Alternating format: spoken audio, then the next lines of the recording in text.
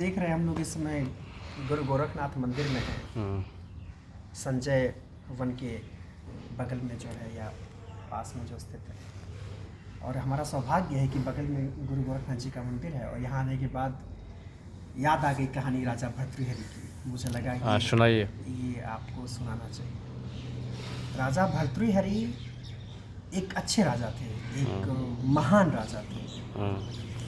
लेकिन जैसा कि होता है हर सांसारिक इंसान, उसकी कुछ न कुछ कमज़ोरियाँ होती हैं।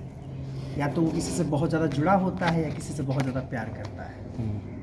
हुआ कुछ यूँ, वो अपनी पत्नी से बहुत प्यार करते थे और उस राज्य में किसी एक बंदे को बहुत ही कह लीजिए कि एक फल मिला, आम मिला।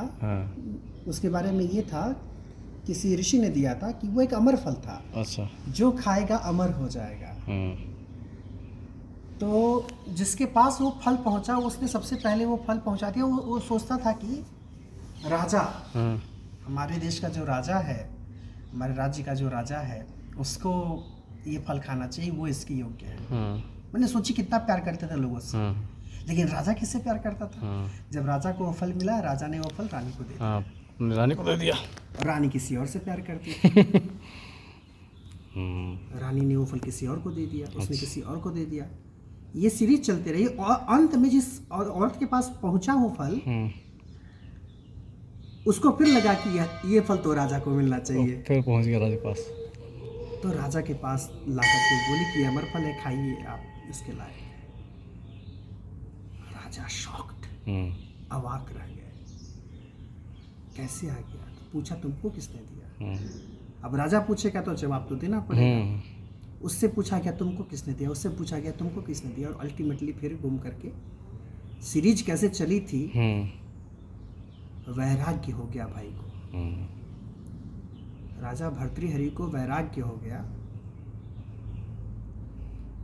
छोड़ दिया उसी समय राजपाट, गए माँ का आशीर्वाद लेने। और माँ से कहा कि माँ कुछ उपदेश दे, कुछ आशीर्वाद दे। माँ ने क्या बात कही, वो बात मुझे बड़ी याद रहती है। वो बात ये थी, कुछ नहीं कहा माँ ने, बहुत बड़ा कुछ नहीं कहा। बोली बेटा, जब भूख लगे तो खाना, जब नींद आए तो सोना। कहने का क्या मतलब था? कहने का मतलब ये था कि जब आपको बहुत तेज भूख लगेगी, तुम राजा के बेटे हो, राजा की तरह रहे हो, तुम्हें भोजन की कीमत तभी समझ में आएगी। ऐसे तो लगेगा कि मैं कैसे खाऊंगा, लेकिन जब तुम्हें भूख लगेगी ना, तुम्हें नमक रोटी जो भी समय पर मिल जाएगा ना, वो तुमको अमृत लगेगा। और तुम अच्छे अच्छे जो है शयन कक्ष में बिस्तर पर सोए हुए हो, तो जब तक तुमको अच्छी नींद नहीं आएगी, जब बेटा बहुत नींद आएगी ना, तो जो खेत में जो मिट्टी के बड़े बड़े ढेले होते हैं ना, जो बड़े कड़े होते हैं, उस पर भी सोओगे तो नींद आ जाएगी। हाँ। ये दो बातें मानी गई। और फिर आगे की कहानी इतिहास जानता है, राजा भर्तृहरि और गुरु गोरखनाथ के मिलने की कहानी। गुरु गोरखनाथ के एक बड़े शिष्य के रूप में भर्तृहरि को याद किया जाता है। मानने वाले मानते हैं कि अभी भी गुरु गोरखनाथ जी और भर्तृहरि जिंदा है। जैसे आपने आल्हा उदल की कहानी सुनी, मान्यता है कि अमर है। अमर है।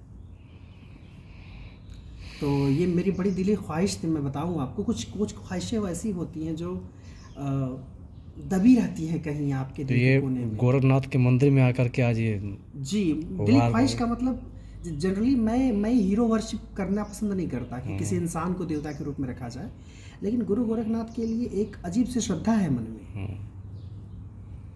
तो गोरखपुर गया था, गोरक्षनाथ धाम नहीं जा पाया।